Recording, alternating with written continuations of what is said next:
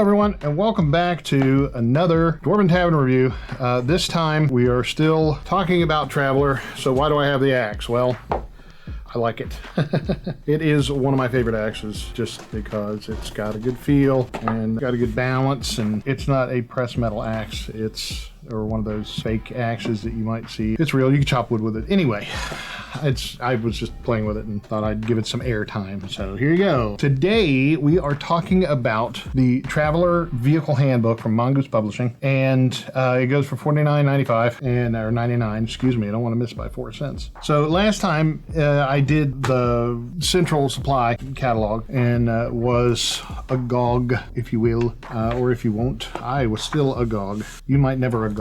You might several gogs.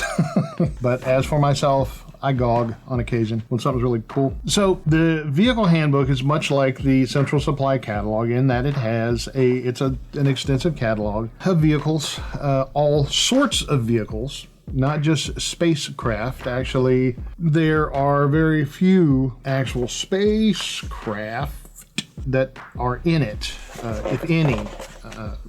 So I tend to get distracted because it's so freaking cool, and I apologize for that. I know I tend to go on about stuff because I get excited about it. Can't blame me for that. Anyway, I do get excited, and I'm allowed to, and so are you. So don't let anybody tell you otherwise. This book, it has new rules, the table of contents, new rules, vehicle design, core chassis types, armor, weapons, customizations, biotech, drones, vehicles of charted space, and of course the index on page 149. So it's about 148 pages of nifty, neato, coolness, at the risk of being a total nerd, which, what are you gonna do? Okay, so the new rules that are not in the Traveler Core rulebook is maintenance and resupply. Vehicles require routine maintenance. For the purposes of Traveler, this is assumed to be covered by a simple monthly maintenance cost equal to 0.5%, a 0.5% of the total cost of the vehicle. This will cover all essentials and refills other than ammunition and, fuel and stated extra costs. The referees are free to ignore this rule if they wish to avoid the bookkeeping, which, some people think that's cool and some people don't. I tend to like it. I mean, it makes it more real. It brings it closer to, you got a quarter of a tank, your next gas station is, Alpha Centauri.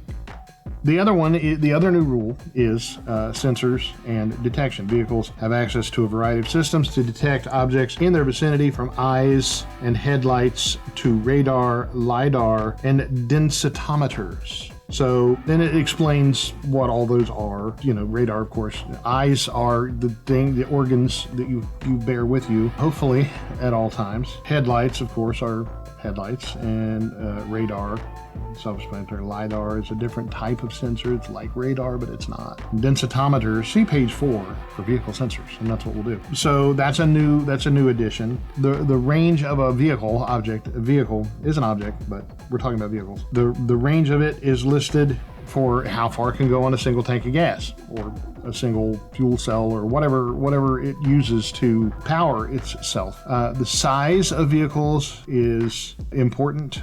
Hiding, if the object is hidden from view. Camouflage, shipping large vehicles, towing used vehicles. Come on down to Crazy Eddie, the Mad Varger. Varger's one of my favorite races, by the way, if you hadn't guessed. And then, of course, you have used vehicle quirks, which I'm pretty sure that just about everybody who has ever owned a used vehicle are familiar with said quirks. Everything from bad luck, vehicle's cursed. I think every used vehicle I've ever had has had that trait. What a piece of junk, another one. Concealed compartment. I've never, actually, it's not true. I did have my parents bought a vehicle that they pulled a cover off of a light, and it had an envelope full of marijuana in it. And oh my Lord, no, it's just alfalfa. It's like, okay, so why do people hide envelopes of alfalfa in the covers of their indoor lights? When you open a door, it smells like potpourri. I didn't think so. Of course, I was like 7 years old, so I have no idea what happened to it. Anyway, sloppy controls, poor fuel economy, faulty sensors, boy racer, difficult to modify. What is that smell? It's alfalfa. And jalopy. So yeah, I've owned all of these. I've had all of these at one point in time, and sometimes several at the same time. So that's a really cool thing. And it's very, very true and very realistic. And, you know I keep saying that realism is important, and we're talking about sometimes fantasy, sometimes sci-fi. It is. It's important. Realism, it actually encourages or enforces the suspension of disbelief. So if you get something that's realistic, then it's easier to believe that you're traveling across the stars. If you forgot to fasten your seatbelt and you're now the thickness of a sheet of paper against the back bulkhead, aft, as it were. Vehicle traits, AFV, which is this vehicle has been designed with combat in mind. A vehicle with the AFV trait may have up to 3 times the armor it is normally allowed for its tech level. ATV, it can handle all-terrain vehicle. The off-roader, the open vehicle, like your average quad runner, perhaps. Tracked, which of course, it's easy to find it. No, it's a tank or a Kettenkrad, if you will. And then at weapon traits, the new one is one-use weapon, like a law rocket, hard mounted to your dirt bike. I don't know why you'd want to do that, but in an emergency, you just never know. So those are very good new rules to add. Then we move on to vehicle design, which here on page 7, it has very cool delineation of what is what and where and how big it is. Hull, the engine system, the chassis, the off-road tires, if it has tires, creature comfort and utility, protection, entertainment system, which is one of the most important parts. Okay, just not even gonna pretend otherwise. A crane, if you will, or a sparrow. No, it's a crane. It's an actual crane that pulls out and lifts things up. New game called, forget, but it's a Mars-based game where you drive around a thing that picks up rocks and such for mining. It looks like it might be a pretty cool game. It's in early release. And then your weapon. And then it talks about, it goes to each of those, the chassis, its traits, the hull, protection, weaponry and space, like for mounted turrets, like a 50 cal or a VRF gauze gun, which are just yummy. VRF gauze guns, bursts of 100. Then you've got a picture of the finished honey badger here on page 9. You probably maybe not see it, I don't know. But yeah. So firstly, the wet bar for a mere 2,000 credits. No journey will ever be a dry one. Frankly, you might consider this standard equipment for any traveler designed vehicle, even unmanned drones, because who wouldn't like to have a deadly, awful, straight from Satan's armpit hellfire drone that will also bring you a beer in the desert? And of course on page 12 it has a picture of the finished vehicle in color with all of its hard mounted everything. It has an entire section on the core chassis types, which is perfect. I mean, and the again with the traveler layout, the way they have chosen to do it, while not dumbed down, which is incredibly important to me. I hate it when people talk to me or talk to anybody when they present a book and it's either lofty techno babble that they're trying to say, oh, look how smart we are, we know the word esoteric or eponymous, snorkel. But there's inversely, there is a group of people that feel like they're writing to a bunch of freaking 2-year-olds, and I don't like those books either. So when you can have something that's easy to understand and yet not geared toward single digit IQs, then you've impressed me. And because it's difficult to put intelligent thoughts into understandable sentences without blowing people away or losing some people in the dust. And this book and all of the Traveler books that I've read so far, I believe they may all have been written by, Matt Sprang. I hope I'm pronouncing that name right because I like Matt a lot and I respect him immensely. He wrote the Central Supply Catalog and this book and others as well, I believe. And hats off to you, Matt. You've done a fantastic job of putting this in. I've had a lot of college classes on English, brag, that state this very thing, how to do such wonderful writing without being pretentious or childish. So this one goes into the light ground vehicle. It covers, tires and the tech level. So it goes down, it delineates the tech level, skill, what skill is applicable, which in the heavy ground vehicle, the applicable skill is drive, wield. Its agility rating is -2 for the heavy ground vehicle. It is 20 plus spaces, which is the unit of measurement that they use. It's like blocks in like Space Engineers or Empyrean or any other crafting sci-fi game. Its cost per space is 3,000 credits, meaning 3,000 times 20 is it's going to be at least 60,000 credits. It has a 3 per space hull. It doesn't cost, but well, yeah, you would get charged for a half a ton per space, meaning at 20 spaces, you're going to get charged for at least 10 tons to ship it. Then it has no traits, and lorries, ATVs, and earth movers are examples. So they even give you examples of what they are and what they do. So, light grav vehicles. It has tech level 8. You have to have the flyer skill of grav. There's flyer and grav in parentheses. Its agility is +1, 1 to 20 spaces. Cost per space is 30,000 credits, so that's considerably more. 2 per space of hull. Shipping is again 0.5 tons per space. No traits, and examples are air raft, G-bike, grav car, etc. And it goes on. It covers heavy grav vehicles, unpowered vehicles, unpowered boats, such as those that you row, which if you row, isn't that a sort of power? It's like man-powered. You just get in it and flump like a wash rag in at the keel and let it take you where it will. The powered boat, the ship, which is a large boat, the light submersible, the heavy submersible, the airship, the light aeroplane, the heavy aeroplane, the light jet, heavy jet, helicopter, aerodyne, or ornithopter, which ornithopters, man. Worm sign, worm attack, ornithopter lost. What game's that from? The light walker, the heavy walker, which the light walkers have one or two sets of ambulators, legs, and the heavy walkers are like those large 6-limbed walkers in Star Wars, the early days. Light hovercraft, heavy hovercraft, and so forth.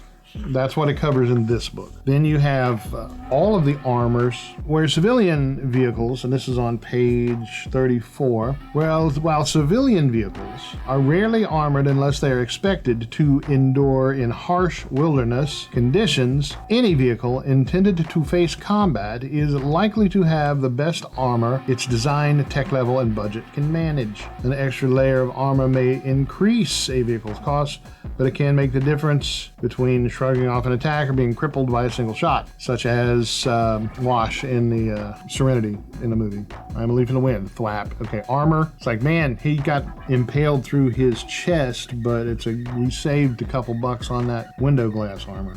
For sure. So vehicle armor, the tech level is 1 to 2, 3 to 5, 6 to 8, all the way up to 18 plus. And it goes with the starting protection is 0, 1, 2, 3, 4, 4, and 5 at 18 plus. The maximum protection is 60 at 18 plus. So when we're playing about a 15, tech level 15 to 17, the maximum protection is like 50. The cost is 0.25% extra. So if you paid 100,000, 0.25% on top of that would be for armor. It would be 1/4% at that high attack level.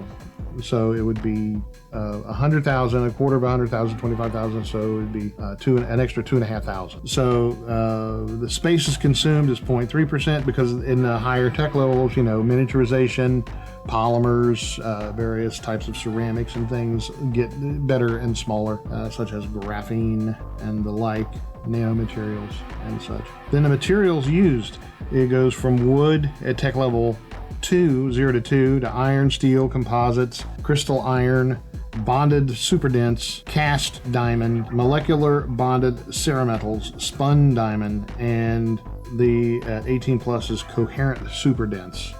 So, armoring your vehicle with a neutron star, it might seem like a heavy concept, and it would be. So then we get into weapons in this book, and I love the way it's presented, and one of the reasons that I primarily do reviews on things that I particularly love, and it might seem like, oh, well, he loves everything. It's like, no, I don't review everything, or I haven't, and that doesn't mean that I won't review something that sucks. I have in the past. I review everything that people throw at me. I pick the ones, no, I don't really pick the ones that I like. I do what I do Yeah. So I don't know. I don't play favorites. I don't let companies rest on their laurels. I judge everything by its own merit, and this one is very meritorious. And then it's got the description. For instance, the anti-air missile, a standard weapon carried in the bays or hanging from the hardpoints of many a fighter aircraft. The anti-air missile sees widespread use until direct energy weapons and advanced targeting systems arrive. With the anti-air missiles, Tech Level 7 has a range of 8.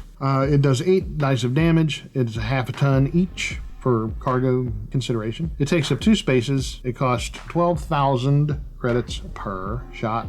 Magazine of 1, and it's a one-use weapon, and it's smart. So every weapon is delineated with those specs throughout, like the bolt thrower, the bombardment missile, the cannon, and of course, again, it's just replete with illustrations. The heavy bomb, which is the fat boy, it's very much a fat boy on page 41, and the gauze cannon, the fusion gun, earthquake bomb, guided munitions, light anti-air missile, light autocannon, and so forth and so on. The torpedoes, the water cannon, when it absolutely, positively has to be washed.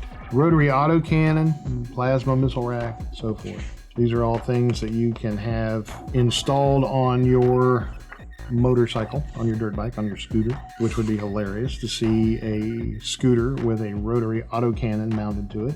Would have to be facing backwards if you wanted to get anywhere. Then, section 3, it refers to the central supply catalog, which is very cool because all the Traveler books tie into each other, of course. The Traveler Supplement Central Supply Catalog contains a wealth of weapons that can be attached to a vehicle, giving a vehicle designer a huge range of options. And as you know from the review, there was a huge range of options. A particular entrance will be the heavy weaponry chapter. So in the Central Supply Catalog, they've got things like the orbital defense gun that I was talking about. So that's what you put on your scooter right there. No scooter is complete without an orbital defense gun, because you just never know when that ion cannon is going to fire from the heavens, and you'll just need to shoot that some gun out of the sky. So the only conversion that will be necessary is to turn the mass of each weapon, usually listed in kilograms or tons, into spaces. This is done at a rate of 1 space for every 250 kilograms or 0.25 tons, and that's metric tons, of mass or part of. So, and when they mean, well, they say or part of, so if it's 250 kilograms, it counts as a space. If it's 300 kilograms, it counts as 2 spaces because it's more than 1, right? So that's a part of. That's that, and that's incredibly cool. Then it has spacecraft weapons, offensive customization, and I am going through this particularly detailed because it bears mentioning. Then it has a section on customization. The speed, the fuel capacity, fuel efficiency, structural reinforcements, aquatic drive, control systems, that would be drive system performance, control systems, power systems for active defense like anti-missile system and such. All these things are what you can add to your rowboat. A nuclear damper. What rowboat is complete without a nuclear damper, I ask you, and so forth. So electronics and the like computers, navigation systems, and that. And it also has the fantastic, here on page 53, it's got the fantastic faux ads that I adore. You may find them annoying, but I love them, and if you do, just turn the page quickly so you won't have to look at it. Stealth and camouflage, creature comforts and utility, and the like, so you can outfit your stuff very well. Then it has biotech, which is like living armor, arc cannons, and the like. It might not be legal on every world to have a armored personnel carrier that chirps like a cricket when it gets shot or what have you. The scything claw, flame spitter, so forth, swarm cannons. It's like Half-Life 2, remember the wasp gun, and the like. And then you can have drones. It covers drones, another faux ad, and so forth, with robot brains and, you know, AI and the things they do. And then, of course, the Traveler AI is prevalent in many locales. And then here on page 70, or 69 actually, here on page 69, it's Jane's Guide to Vehicles of Charted Space, and then it has a large, extensive catalog of everything from the Tech Level 1 to 3 Galleon, all the way to, let's see, I mean, it's pages and pages and pages of pictures and stats and the like. I mean, it's got mining robots, which are cool. That looks like something I designed in Space Engineering. And assault cycles, which is the big wheel that you sit inside and try not to run over a school. The Brutus heavy cargo truck, the Boulette, so forth and so on. And it's just, I mean, it's like, well, from page 70 all the way to page 147, which is 77 pages. 77 pages of cataloged vehicles. Not really any space vehicles per se, but some of them could be used in space, so they're not like fighter ships or anything like that. It's all vehicles that are not spaceships. I see the only way I can describe it. So the layout is great. The writing is superb. I really enjoy the writing. And of course it gets 5 of these guys. 5. And this is pretty short. And so it gets 5 axes, official, and it is for $49.99 from Mongoose Publishing. Go to them and buy it. Put it in your collection alongside this guy, which is the Central Supply catalog, because as we saw, they lend to each other quite well. Since it was written by the same dude, it makes sense that they are tied to each other. And yeah, it's good business to make one thing, but it's also incredibly useful. Each one is $50, so for $100, you can get both of these books and have them in your library and just design any kind of vehicle for your game with, I don't know, smart infrared gauze turrets with friend and foe heads up design on your milk cart or your hot dog stand or whatever. You could even put them on a war vehicle like an armored personnel carrier or something like that, all kidding aside. So, which I rarely do. So with that wonderful 5-axe review, we will next time, I'm going to do another review of another Traveler review, which will not be catalog based, I think. With that, on that happy note, on behalf of the entire cast and crew of Dwarven Tavern, we wish for you to want for nothing but adventure. And at first I feared it, then I charged, most likely with this guy. Because if you have this guy, you won't really be afraid of as much as you were without it. Thanks for watching, and we'll see you next time.